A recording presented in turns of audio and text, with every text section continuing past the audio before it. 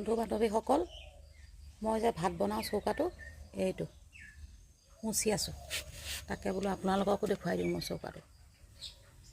আপোনালোকৰ কাৰ কাৰ আছে বাৰু এনেকুৱা চৌকা? মুঢ়া চকী চব লৈ বহিব পাৰি ইয়াত।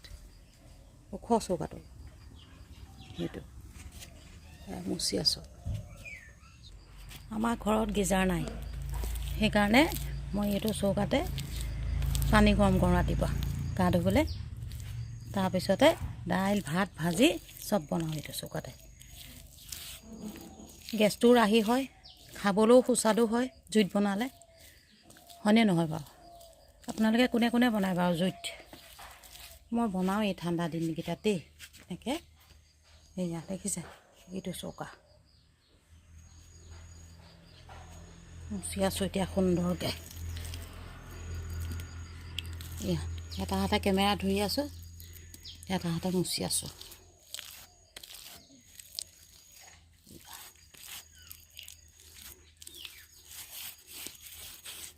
হৈছেগৈ আৰু মুচি পেলাই।